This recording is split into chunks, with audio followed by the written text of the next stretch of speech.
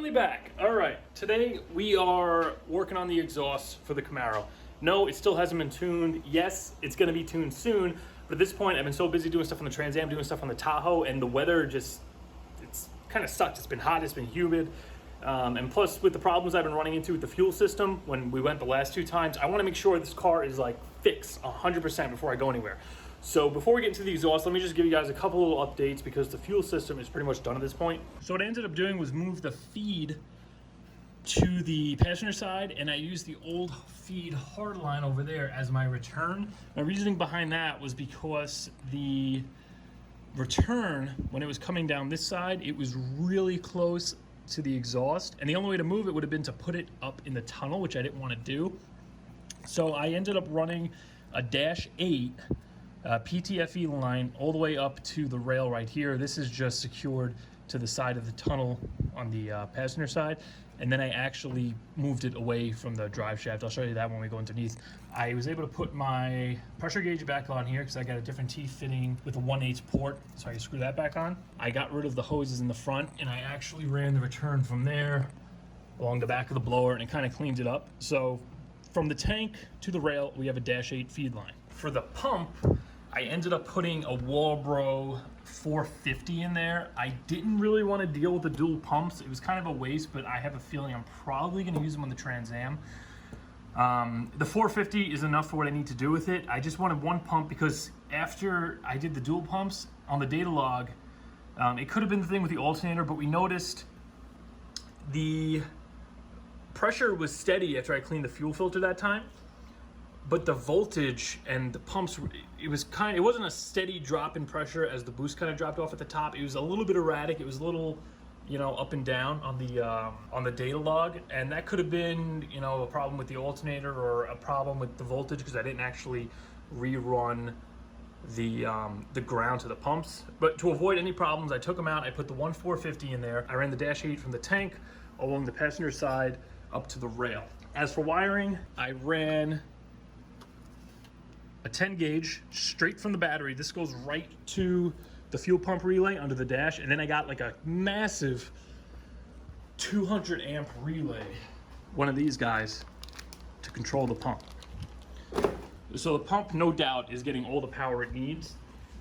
And for the ground, instead of just grounding it to the body, I ran a 10 gauge ground wire, and I made a new grounding point here. So I actually have a ground strap, a 0 gauge coming off the battery, and then I have another 0 gauge connecting to that. So this whole wire is basically connected right to the battery, and that comes over to here.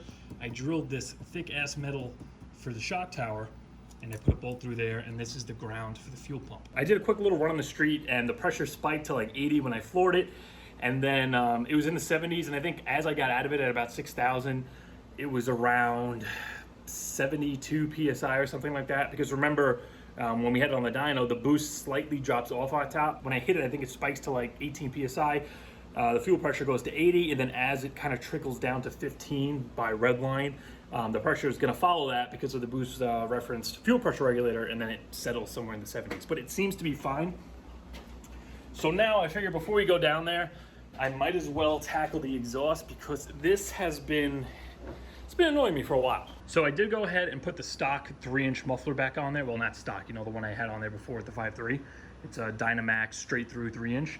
And then Spelab Auto Parts got in contact with me on Instagram, and they wanted to know if I wanted to try out one of their cutouts. And it was actually perfect timing because I was looking at cutouts. I just didn't know which one to buy. So they sent me this one. It's remote controlled, wireless, 4-inch. I didn't even know they would have a 4-inch, but I went on their site. Sure enough, they had one. So they sent me this guy here. We have the actual valve in here. I just plugged it into the cigarette lighter for now. It's gonna get hardwired later, but you can see we got a remote open and close.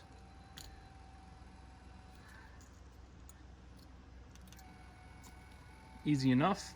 All I gotta do is run that wire there. I'm just gonna cut it off the port and run it somewhere to power on the car. As for this pipe, now I have to make a decision on where I wanna mount it. But I think I have a pretty good idea. So here's where we're at with the exhaust. This is the straight through Dynamax muffler that I had on there with the 5.3, 3-inch outlet. This is pretty much all the same. Only thing I changed was I shortened the mufflex end. This used to come out to like here, I think. I cut that down I booger welded a 4-inch V-band on here. I really have to get MIG gas. I absolutely friggin' despise using flux wire because you get all these little ookie boogies all over the place. But it worked, it's not leaking. And I used this Walker 4-inch to 3-inch adapter I also cut down. And then I just clamped the muffler on here. So if I ever want to go to a 4-inch, I could just take this V-band clamp off of here and V-band another 4-inch muffler. From there on out, everything is pretty much the same. For the rest of my fuel system, here's the way I ran it. The return comes down there. That hard line is my old feed. That's now the return. That's my vent right there. I used the second hose that I put on there for the second fuel pump, and I had the duals in there, and I use that as a vent now.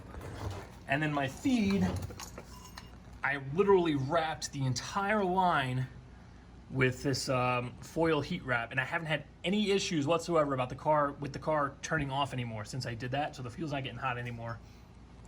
It's tight. It's definitely tight. There's really nowhere to run it away from the exhaust. Either I run it this way or I run it down in the middle where the drive shaft or the pumpkin can essentially come up and puncture it for some reason. So I decided just to run it up through here.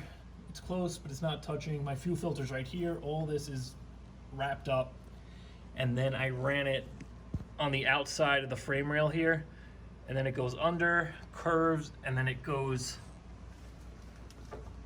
right along the subframe connector. I have it secured to the old catalytic converter bracket, and then it curves right into the tunnel right before the tail shaft, like towards the engine side. So the stretch of line is no longer right alongside the drive shaft. If I was gonna run it in the tunnel, literally it's like maybe like 2 inches from the drive shaft, and then it's sitting right underneath the exhaust, just getting baked inside the tunnel. At least back here, everything's open. You probably have some, fresh air coming in through the wheel well area.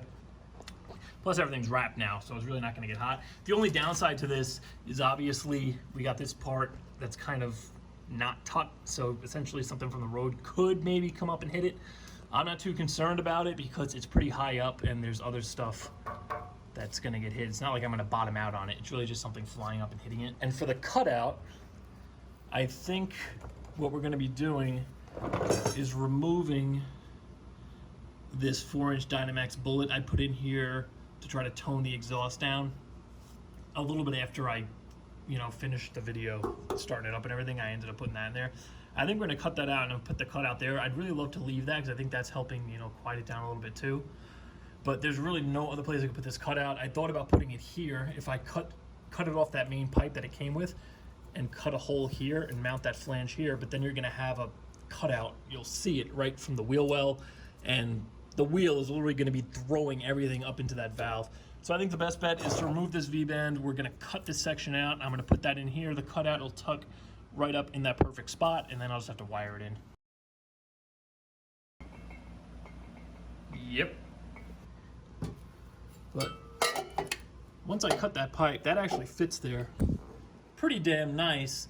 I don't know if I'm gonna leave it like this because, I could put the cutout on this side and have the motor where my arm is, and that won't really be an issue. Also, the dump, I could kind of probably position it so it goes this way, kind of sideways on an angle, so it's not dumping towards the front of the car.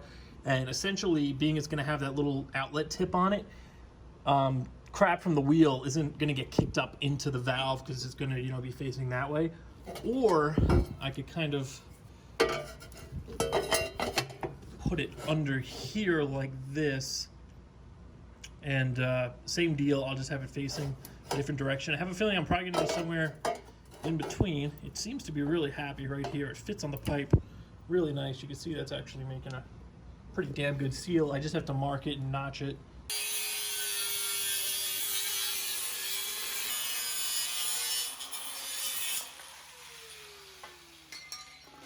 Alright guys, so I pretty much got this where I want it. I'm not going to finish the welding on this. I'm going to go over to my buddy's shop and use his MIG. He actually has MIG gas, and it's going to come out a lot nicer than this boogery mess. But it fits pretty good. I definitely had some difficulty getting it to match with the curve here. And the biggest mistake I made is I cut this cut straight where you can see it actually needs to curve. And I kind of had to go in here and cut it and bend stuff, and I actually kind of bent this open a little bit, and I got it to fit. There's not too much of an overhang in there. All the cuts are on this side, so the exhaust is going to be flowing this way. It's not like it's going to get hooked as if it was coming this way and get stuck on that little point, but I mean, it's maybe a less than a quarter of an inch that's actually hanging over in there.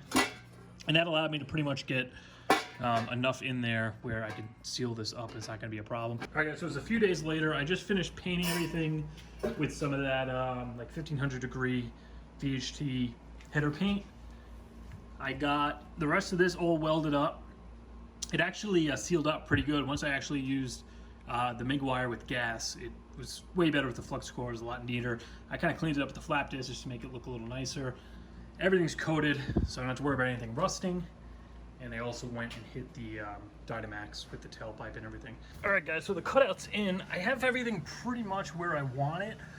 I'm just gonna loosen some stuff and kind of fine tune it later, because you can see it's kind of close to the body here. I might drop this down, hammer that little flat part in a little bit because that's thin metal, because it's very close. I feel like I hit a bump, and if it moves a little bit, it might tap against that. But other than that, this thing fits absolutely perfectly. I'm glad I put it back here instead of over there, so I still was able to retain the 4-inch muffler. So even when it's open, you know, that's going to be straight through, but it'll, you know, it'll tone it down a little bit. And for now, I just kind of straight rigged it into the cigarette lighter. We hit the button here. That's full 4-inch. And that's routed through the 3, which should be substantially quieter. I got to figure out where I'm going to run this wire, but for now, let's start it up, see what it sounds like. All right, so we're going to start it up with the cutout open first, and then I'm going to close it. And yeah, we'll see the difference between open 4-inch and muffled 3-inch. And also somebody's playing with an RC car down the street, so that's what that noise is.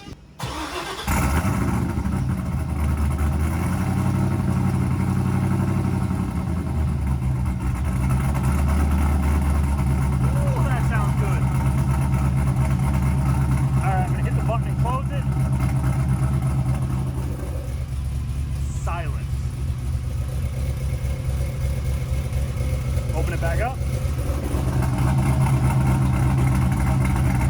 We'll give it a couple of revs with it open now.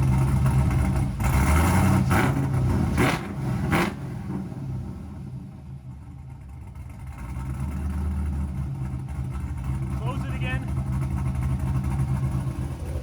Now we'll go rev it with it muffled.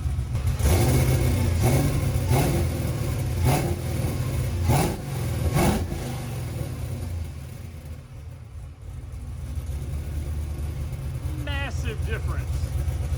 I can actually hear the blower line with the cutout closed. You can't hear jack shit with the cutout open.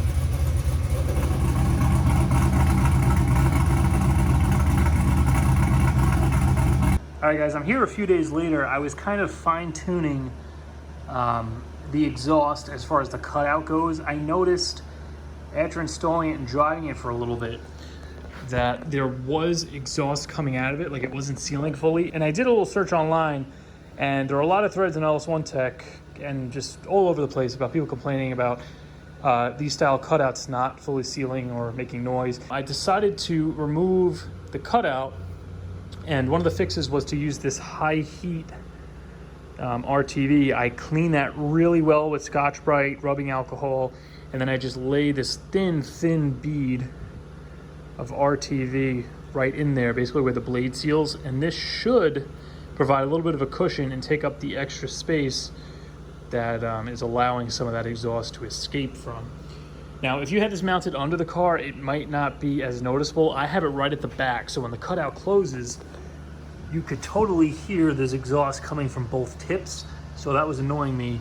And by doing this, I think it's gonna seal up. So I'm just gonna go under there, remove the little makeshift plug I made, pop this back on, and I will start it up, see what it sounds like. All right, so just like that, we're all installed. And I actually cut this down because it used to kind of curve and come down flat, and you can see it behind the car. So I just cut that shorter. I painted the silver to match, so it just doesn't look like weird and out of place. Why there's a shiny short pipe sticking out the back of the car. But everything matches nicely. That is tightened down. You can see it's still open. And for the wiring, I don't think I showed you guys, but I ran it this way. Initially, I made a hole here. I don't know what the hell I was thinking, but I knew I could run it this way, and then I realized that the whole spare tire well, where all my wires for like the blower tank and everything are running, they go right through there. So I just temporarily put a little silicone on that. I got to weld it up, and I made a hole through there. I got to throw a grommet on that, and that fits very nicely. I'm really happy with the placement on this, because literally I got the car on the ground. I could just come under here and easily access this if I have to take it off, clean it, maybe reseal it eventually. We'll see how this works. So the wiring for this was actually pretty convenient. I ended up just going through the spare tire well. That's some rust that I need to fix eventually.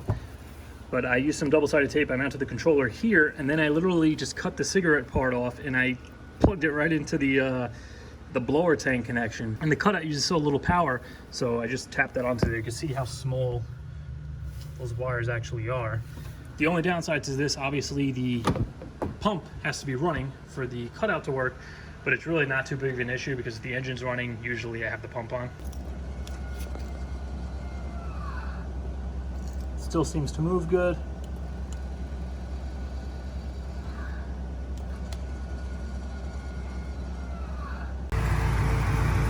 All right, guys, so I think we're successful here. I can no longer hear the cutout kind of leaking while I'm in the car. There's a very, very small amount that this tip actually resonates with that off of there. You can't hear anything. That is barely noticeable. I can't hear it in the car. And it is sealing up way better than it was. You see, as we open it,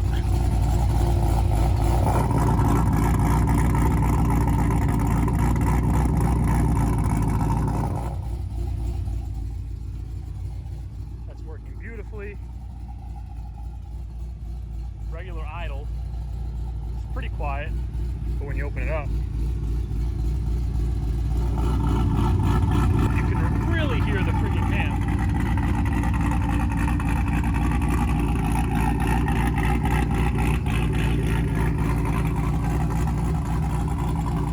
Closed. Silence. I think what I like the most about this is the blower whine is so much more pronounced now. You'll see when I hit it.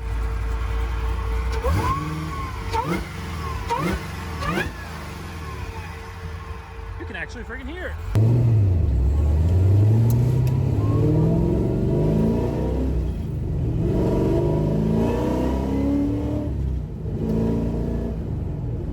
Alright guys, driving around the cutout. The main reason I wanted to do this was for the drone on the highway. It was unbearable before. Now, with the Dynamax muffler on there, the 3-inch, there's no drone. I'm hearing whine though, which is driving me crazy now. You fix one sound, now you can hear all the other stuff. I never had that before. I'm wondering if it's the tubular torque arm resonating the diff through the poly mount, causing that noise. I don't know, because when I pulled the motor out, I put that torque arm in, and I put the poly bushing on the transmission, so I wonder if it's a combination of those things just causing that noise. But as for the exhaust, the drone is completely gone. It's totally silent.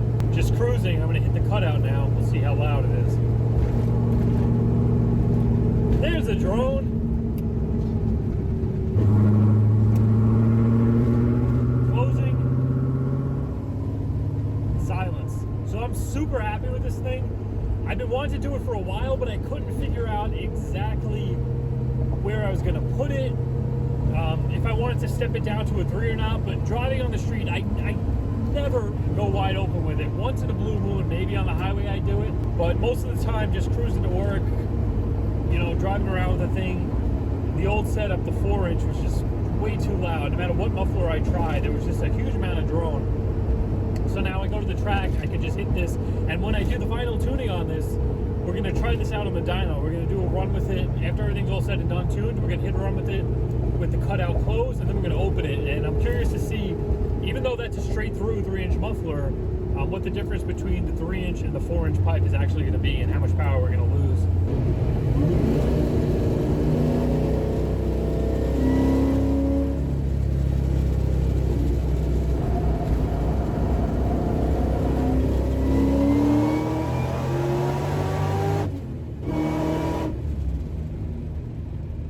That was for James. I'm going to send him the log. He's going to take a look at it. We're going to make sure the fuel pressure isn't dropping anymore. But yeah, Cutout, big success. Unfortunately, I'm not going to give you guys a run with the Cutout open. It's just, there's not enough room. Cars all over the place. And it's going to be ridiculously loud. But hopefully, maybe we'll get this thing to the track by the end of the year. I mean, I don't know. The way everything's going, it doesn't seem like it's going to happen. Rentals are being canceled and everything. We might just have to wait till the spring. But regardless, we are going to get it tuned. And as long as the fuel pressure is good, that should be it. I think we're going to be ready to go. We'll finally get a number out of this thing. Fuel pressure isn't going to drop anymore. And yeah, it's going to be onto the Trans Am. But for now, it's going to do it for this one, guys. I'll see you in a few days.